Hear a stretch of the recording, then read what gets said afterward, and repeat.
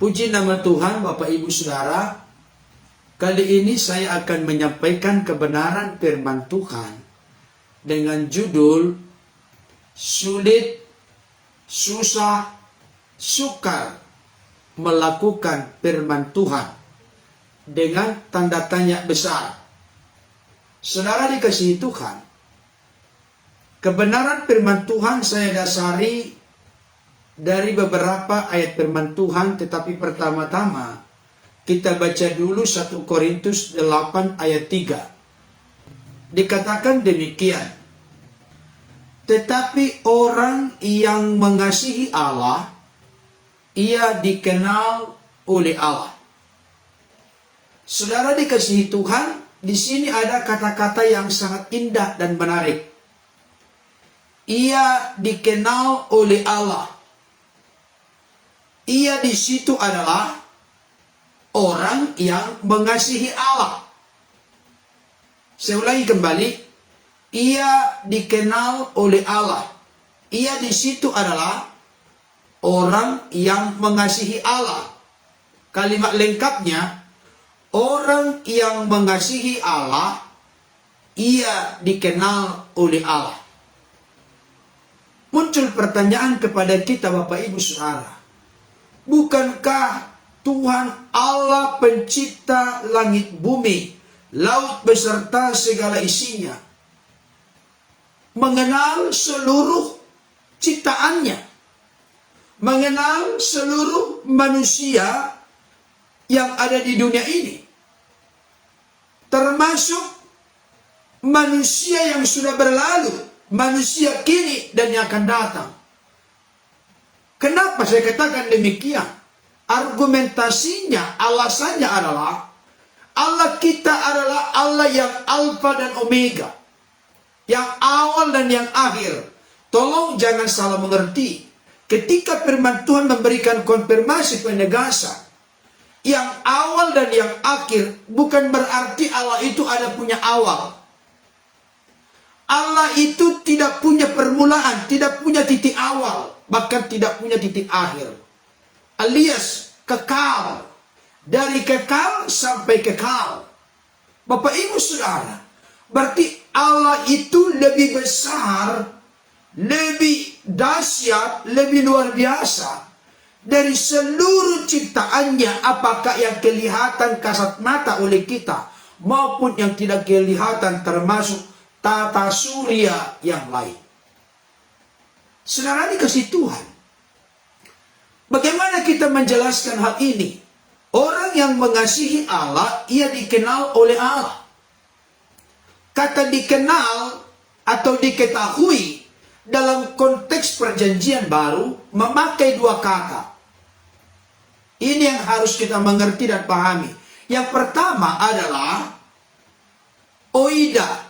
O-I-D-A. Oida. Oida artinya tahu, mengerti, memahami teori, konsep, doktrin, ajaran. Ini basic, ini fondasi. Oida. Tetapi jangan lupa, yang kedua, gnosontai, dari akar kata ginosko. Saya ulangi kembali, gnosontai dari akar kata ginosko. Kata yang dipakai di bacaan kita ini dikenal oleh Allah. Berarti artinya kata ginosko itu dikenal melalui sebuah pengalaman. Ada realita konkret yang dicicipi, dinikmati, dialami oleh Tuhan dari diri kita. Jadi kalau dikatakan Bapak Ibu Saudara, ia dikenal oleh Allah, ia diketahui oleh Allah, berarti ada sifat watak karakter kita yang harum, yang baik, yang kudus, yang suci, yang benar di dalam hidup ini. Saudaraku yang dikasihi Tuhan, jadi dapat kita kesimpulan sementara, orang yang mengasihi Allah, ia dikenal oleh Allah. Artinya, Tuhan menikmati, Tuhan bangga, Tuhan senang atas eksistensi keberadaan kita di tengah-tengah dunia ini. Jadi ada hal yang spesial antara saudara dan saya dengan Tuhan, antara Tuhan dengan kita. Kenapa? Karena kita mengasihi Allah. Bapak Ibu Saudara, saya dorong tubuh Kristus, gereja Tuhan, orang-orang percaya, supaya kita berlomba-lomba menjadi pribadi yang dikasihi oleh Allah, yang dikenal oleh Allah, dengan cara mencintai, mengasihi Allah. Dan saya kasih tahu kepada kita Bapak Ibu Saudara, mengapa kita harus mengasihi. Saudara dikasihi Tuhan, firman Tuhan berkata di dalam 1 Yohanes 4 ayat 19. Kita mengasihi karena Allah lebih dahulu mengasihi kita. Kita mengasihi karena Allah lebih dahulu mengasihi kita. Perhatikan baik. Kita itu dikenal Allah dengan cara mengasihi Allah. Dan kita dimungkinkan, dimampukan, didorong, diteguhkan, dikokohkan, dikuatkan untuk mengasihi Allah. Karena Allah telah terlebih dahulu mengasihi kita. Kalau Allah telah terlebih dahulu mengasihi kita, berarti kita telah memiliki kasih kualitas Allah itu sendiri. Kita tahu dalam konteks kekristenan minimal 4 kata kasih. Kata kasih yang pertama adalah eros, kedua storge, ketiga philo atau philia, keempat agape. Tapi ketika Allah berbicara, Allah mengasihi dunia, Allah mengasihi manusia, tidak pernah pakai kata philo atau philia, storge, eros, tapi selalu memakai agape. Agape lah kasih terbesar, kasih teristimewa, kasih yang terutama, kasih yang terpenting, kasih ilahi, kasih yang tanpa pamrih. Itulah kasih Allah kepada kita. Jadi kalau Allah telah terlebih dahulu mengasihi kita, sehingga Allah mengajarkan kita untuk mengasihi, maka kita tidak akan mungkin berkata secara konsep yang benar menurut firman Tuhan, tidak mampu untuk mengasihi. Kenapa? Dengarkan baik.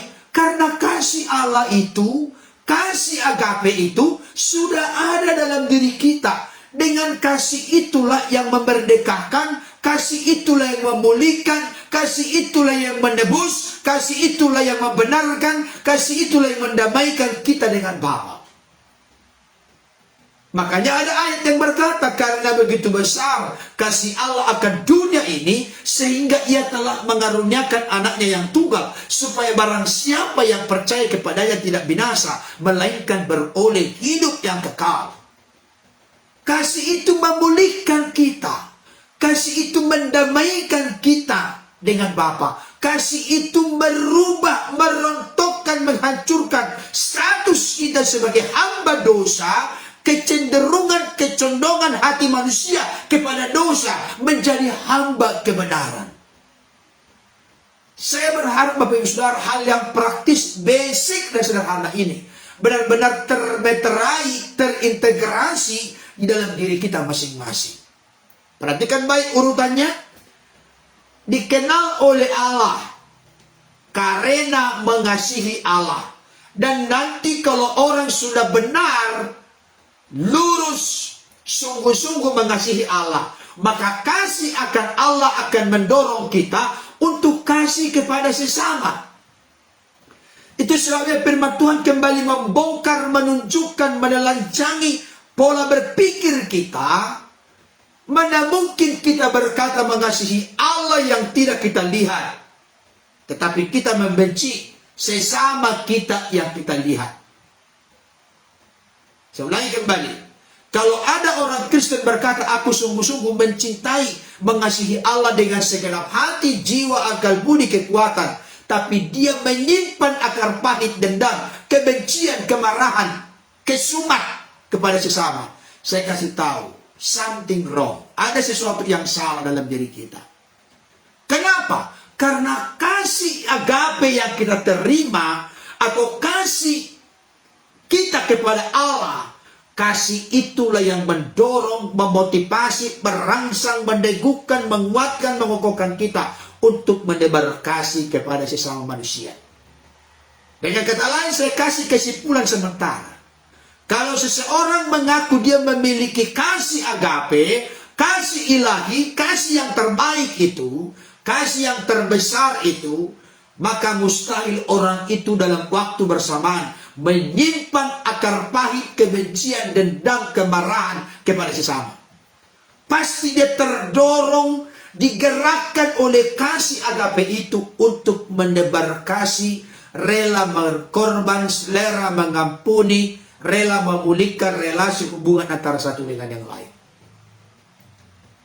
Bapak Ibu Saudara, ingat urutannya. Orang yang dikenal oleh Allah adalah orang yang mengasihi Allah. Orang yang mengasihi Tuhan adalah, kita lihat jawabannya. Yohanes 14 ayat 15. Dikatakan demikian. Jikalau kamu mengasihi aku, kamu akan menuruti segala perintahku. Coba lihat runutan ini ya.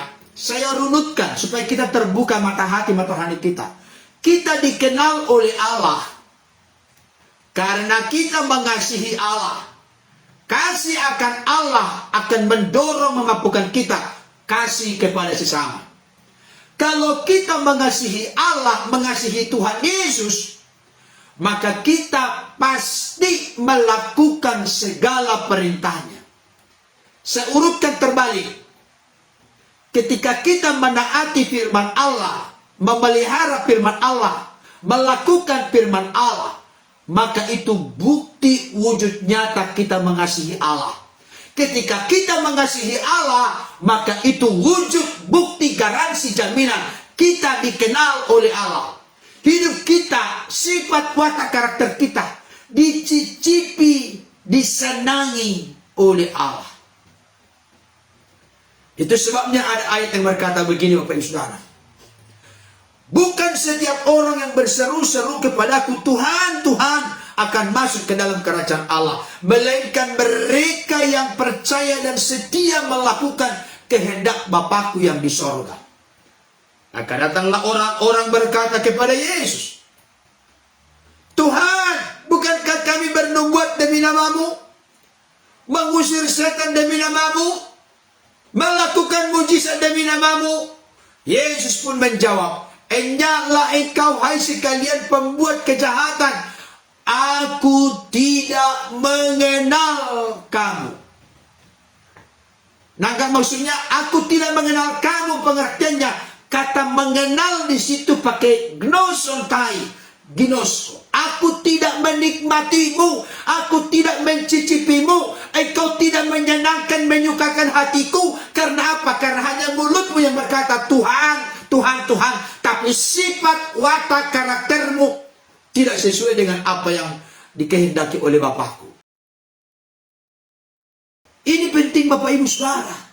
Jangan sampai nanti di akhir zaman kita telah berteriak-teriak berseru-seru Tuhan, Tuhan, Tuhan, tapi kita tidak termasuk dalam bagian dari kerajaan Allah. Karena apa? Karena pohon itu dikenal baik dari buahnya. Pohon juga dikenal tidak baik dari buahnya juga. Saudara dikasih Tuhan. Saya ulangi kembali urutan ini supaya melekat, tertancap di hatimu, di hatiku, di hati kita semua. Apa itu? Kita dikenal oleh Allah karena kita mengasihi Allah. Kasih kepada Allah mendorong, meneguhkan, menguatkan kita untuk kasih kepada sesama. Kalau kita mengasihi Allah, kita buktikan itu melalui kita taat melakukan segala perintahnya. Saudaraku yang dikasihi Tuhan. Nah, sekarang mulai terbuka hati dan pikiran kita. Banyak di antara kita berkata, apalagi dari suku Batak, tolong jangan tersungging atau tersinggung. Kalau saya sebut suku Batak, saya orang Batak, suku saya tahu betul di kampung halaman saya tahu betul betapa susahnya, betapa sulitnya, betapa sukarnya orang hidup menaati firman Tuhan, melakukan kebenaran, memelihara firman dalam hidup. Kenapa? Jawabannya adalah, saya tidak tahu di suku-suku lain. Jawabannya itu klasik sekali. Orang Batak bilang, "Ai por TV dia peon." Bahasa Indonesianya, ini masih dunia. Nantilah Pak Pendeta kita di sorga melakukan firman Tuhan.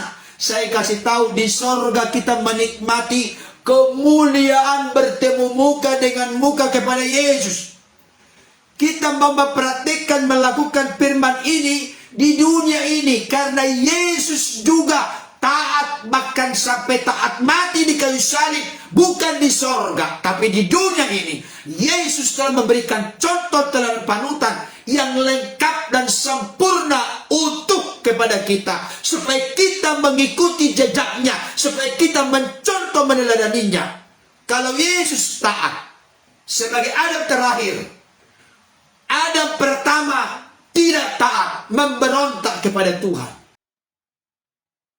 Maka Yesus datang menebus kita, menyelamatkan kita dari natur dosa, perbudakan perhambaan dosa, supaya kita dimampukan, didorong lewat karya Yesus, penebusan Kristus, untuk hidup taat melakukan kehendaknya. Kemarin saya sudah sampaikan Bapak Ibu, adalah hal yang aneh. Tolong kita buka hati pikiran kita. Adalah hal yang aneh, hal yang tidak benar. Seseorang Kristen mengaku, "Aku telah percaya menerima Yesus sebagai Tuhan, Lord, Kurios, Raja, Pemimpin, Penguasa, Junjungan, Gusti dalam hidupku." Tapi dalam waktu yang sama, engkau dan aku berada dalam perhambaan perbudakan dosa. Dengarkan kalimat ini dengan baik secara teologis. Ada perbedaan antara jatuh ke dalam dosa dengan hidup di dalam dosa. Dengar kalimat ini. Ada perbedaan antara seseorang yang jatuh ke dalam dosa dengan yang hidup di dalam dosa. Jatuh ke dalam dosa berarti dia dengan kekuatan kasih karunia Tuhan berjuang, berupaya, berkomitmen untuk hidup sesuai dengan kehendak Tuhan. Tapi ternyata ada bolongnya, dia jatuh. Kalau dia jatuh, ada ayat firman Tuhan berkata, "Jika kita mengaku dosa kita, maka Tuhan setia dan adil, sehingga Ia akan mengampuni segala dosa kita dan menyucikan kita dari segala kejahatan." 1 Yohanes 1 ayat 9.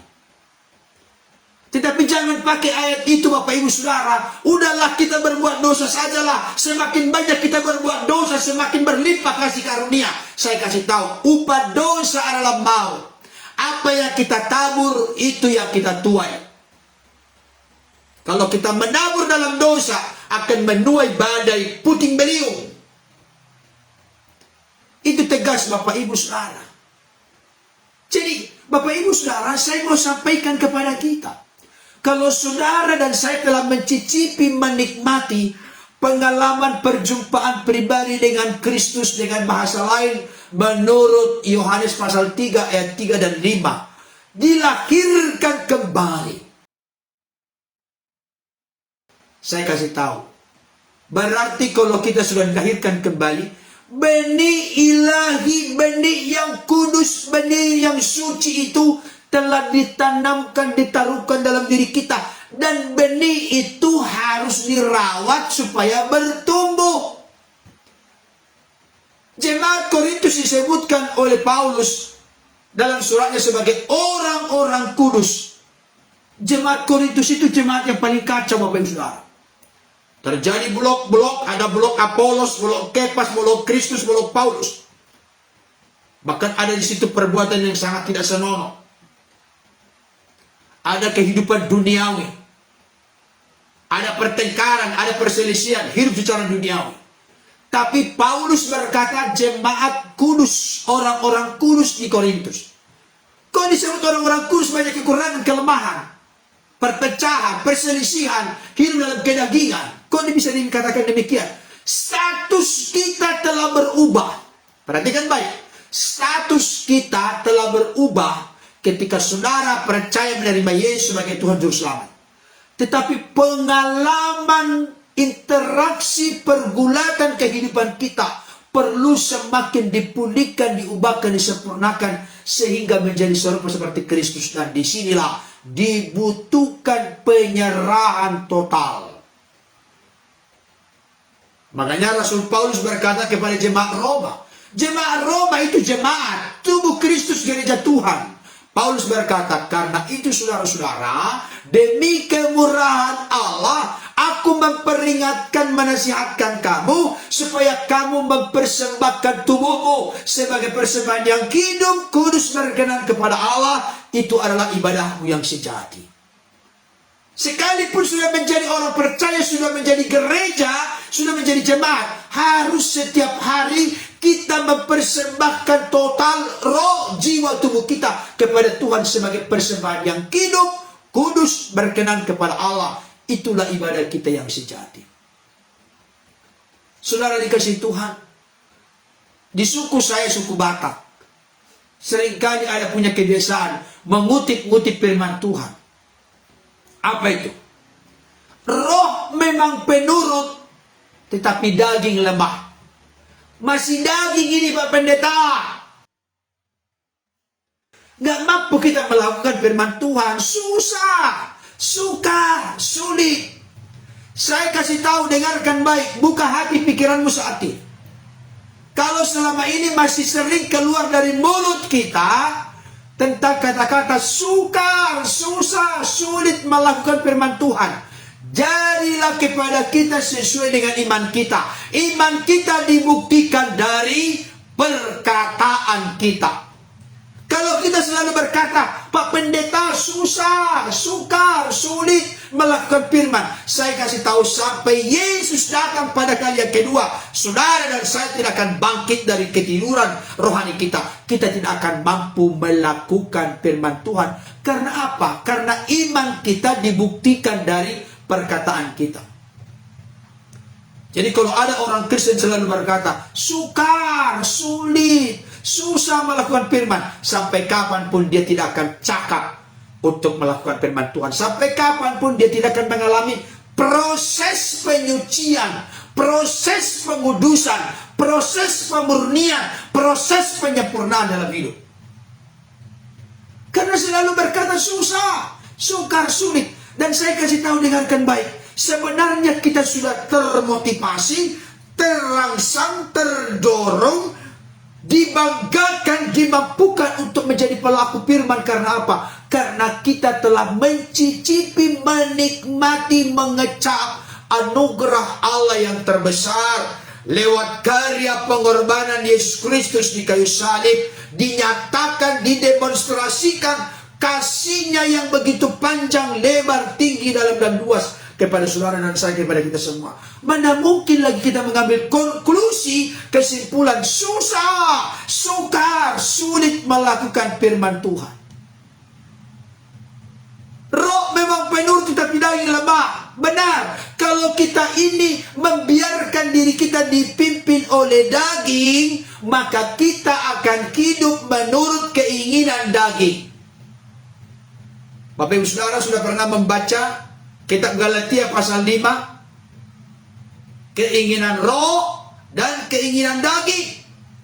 Kalau kita memberi diri dipimpin oleh daging, maka kita tidak akan mampu melakukan kebenaran. Tapi oleh karena kekuatan Roh Kudus yang mengontrol, mengendalikan, menguasai, memenuhi hati pikiran kita, maka kita akan dimampukan untuk mematikan perbuatan-perbuatan daging. Ini terkait dengan perspektif, pengertian, pemahaman, pikiran, rasio, akal budi yang dibuka oleh Tuhan. Nangkap maksudnya Bapak Saudara? Jangan memberi diri kita dipimpin oleh daging. Perbuatan daging ialah percideraan, perseteruan, kemabukan, pesta pora, iri hati, dengki, perselisihan, percekcokan, dan lain sebagainya. Sedangkan keinginan roh yang adalah buah roh, kasih, sukacita, damai sejahtera, kesabaran, kemurahan, kebaikan, kelemah lembutan, sampai penguasaan diri.